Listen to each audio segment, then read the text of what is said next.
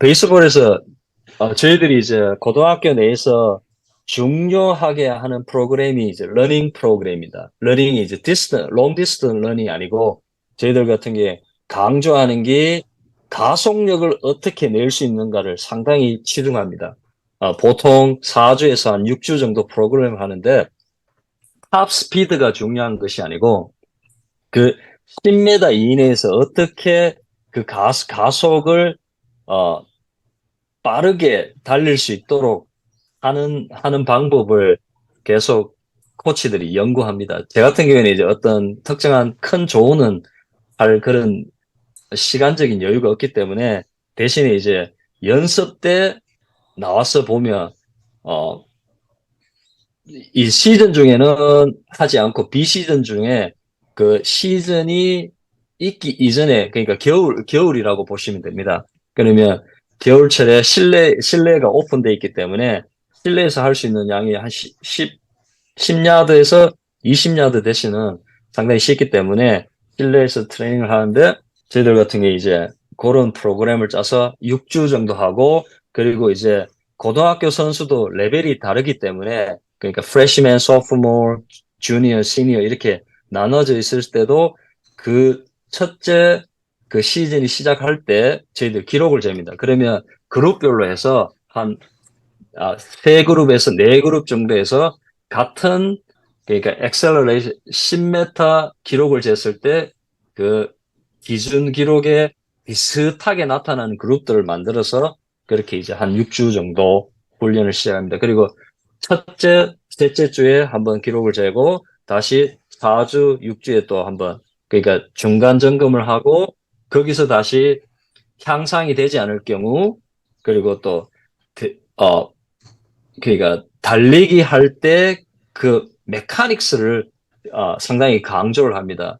왜냐하면 그 폼이 안 나오는 선수들 같은 경우에 이제 대부분 유튜브나 이렇게 한번 설치해 보시면 10m 베이스볼 10야드 런을 할 때 어떻게 측정하고 어떻게 달리라고 나와 있을 겁니다.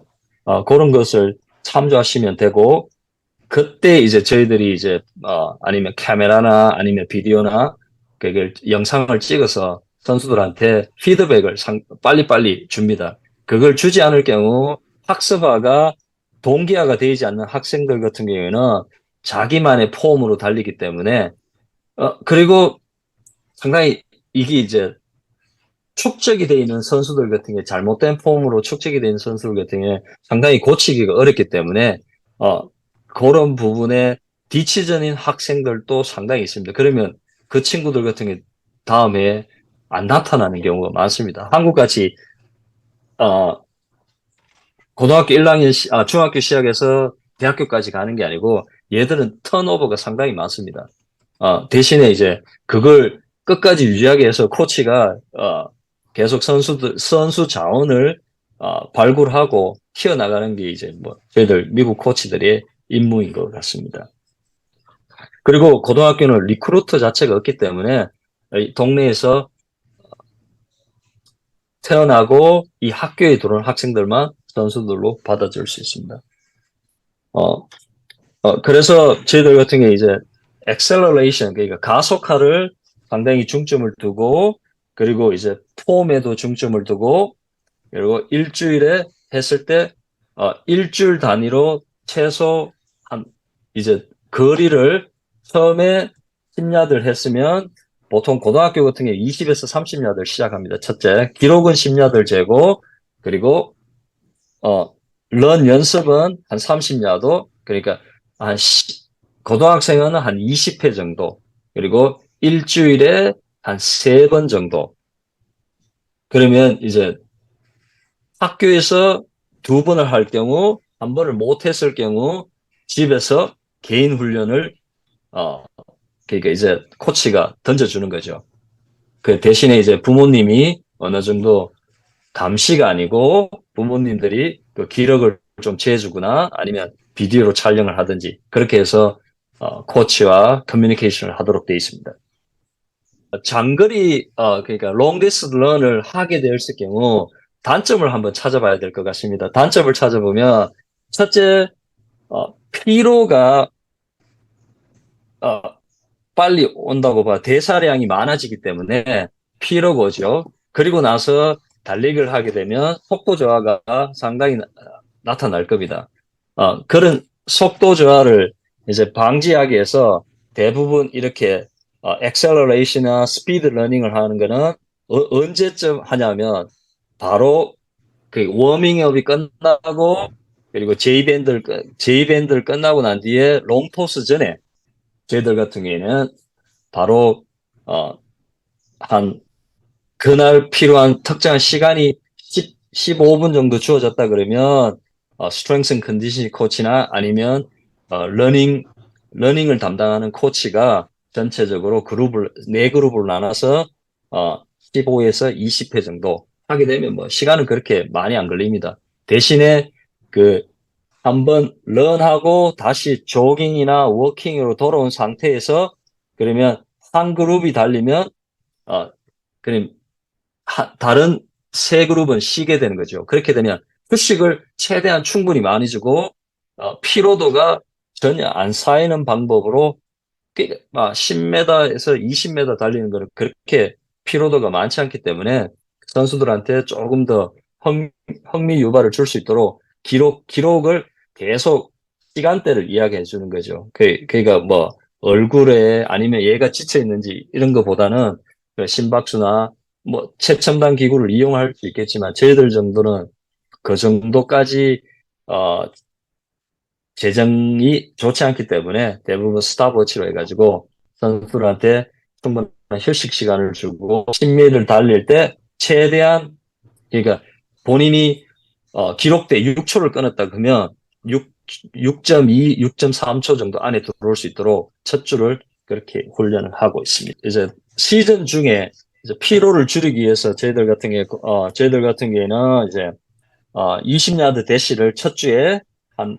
5번 정도 하고, 그리고 주 단위로 5야드씩 증가. 그러면 한 4.4m에서 5m 정도 증가시킨다고 보시면 됩니다. 각 주마다 또 선수마다 이 적응도가 다르기 때문에, 그 적응도에 따라서 또 그룹을 바꿔줄 수도 있습니다. 첫 가장 빠른 그룹에서 한 다섯 여섯 번째 선수가 느려지면 그 선수를 다시 다른 그룹에 넣어서 조금 더 왜 느려졌는지에 대한 충분한 분석이 있은 후에 그 선수를 다시 하게 되면 조금씩 잘 따라오는 경우가 있습니다. 그리고 6주가 끝났을 때 어느 정도 이 목표에 달성이 되면 그때부터는 이제 러닝이 그렇게까지 하지 않습니다. 연습 때 대신 이제 베이스 러닝으로 대부분 first에서 second base 그리고 home에서 third base까지 일주일에 한두 번 정도 하게 되어 있습니다. 그리고 장거리 러닝은 전혀 없다고 보시면 됩니다. 가장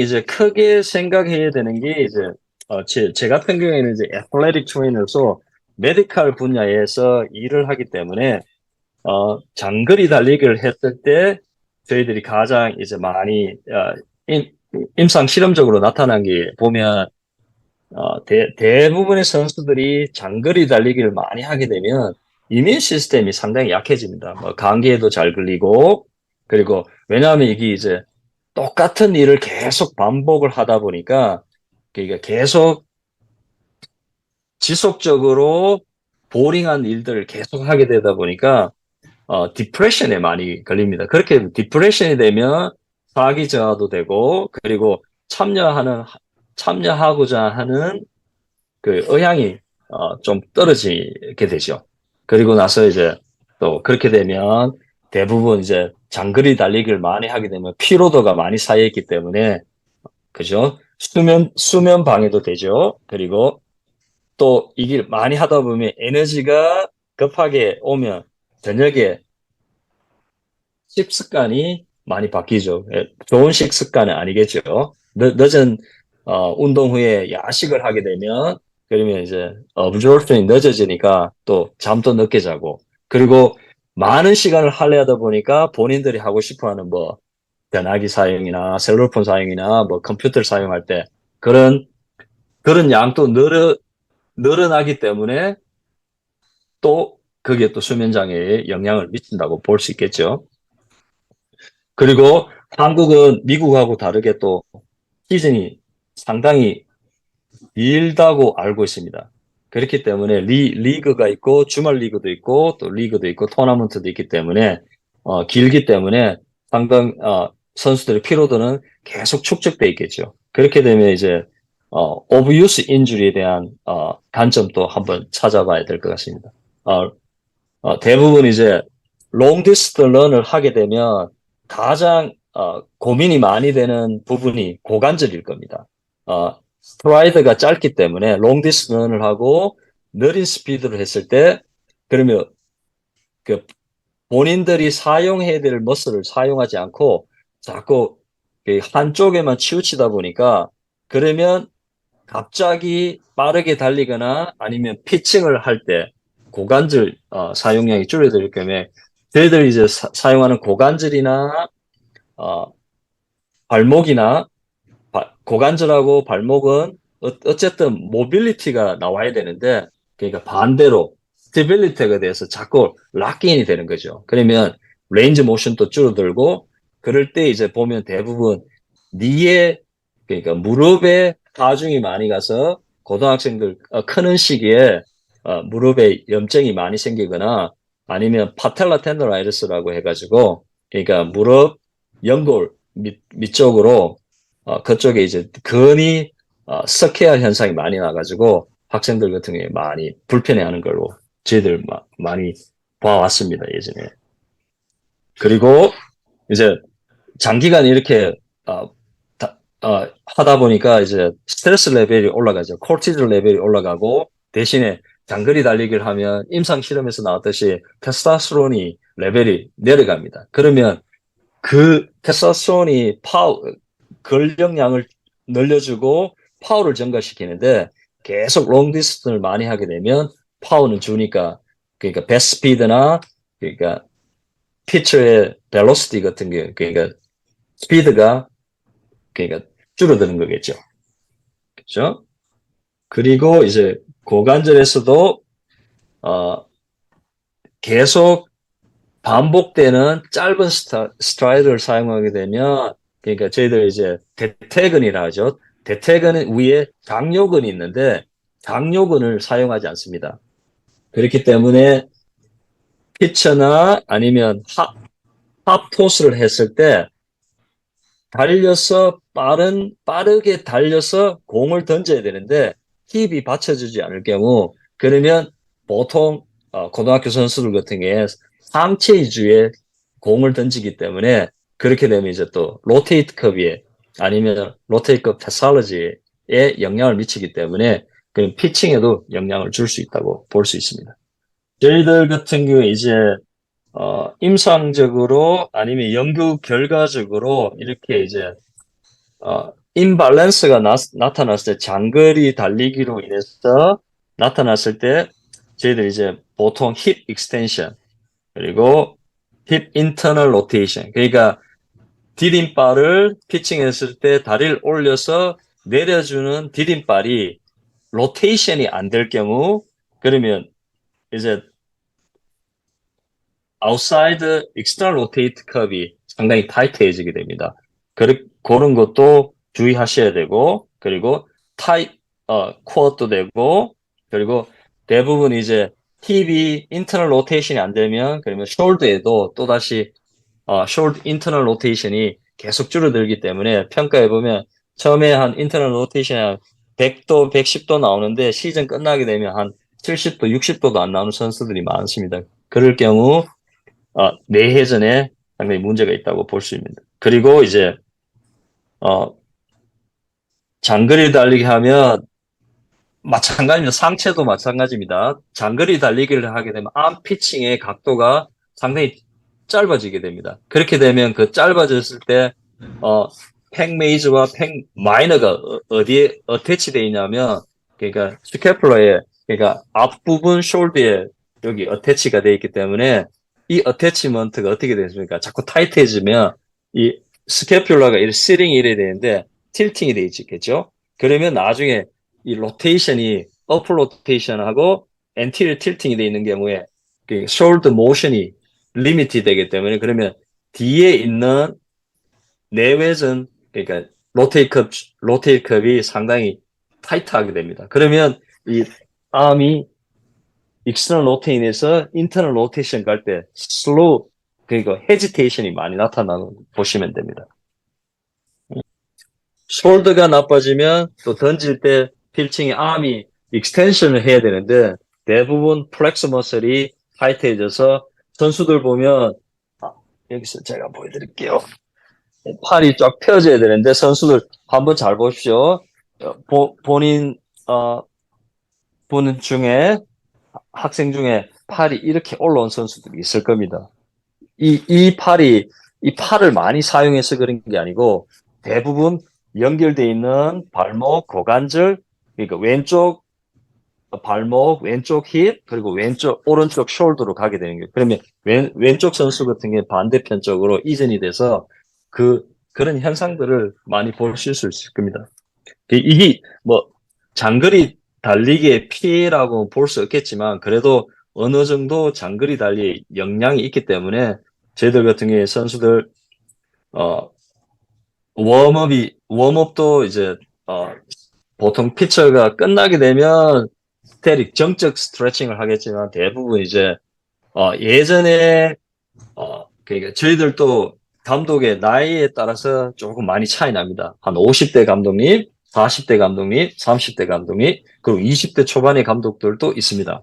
그러면 그분들은 이제 대학교에서 배웠던 그런 지금 새로운 지식이나 새로운 알리를 가지고 선수들한테 적응시키려고 많이 노력하죠. 그러면 예전에 있던 감독님들 같은 경우는 반복입니다. 그러면 지금 이 컴퓨터, 그러니까 셀룰폰 세대에 적응되어 있는 학생들 같은 게 상당히 비교하겠죠. 그러면 턴오버 레이트가 계속 많이 줄어듭니다. 그러면 보통 선수가 한 20명 시작했는 시즌 끝나면 한 10명 남을 때도 있습니다. 그러면 그 팀 보면, 기록을 보면 낮아지겠죠.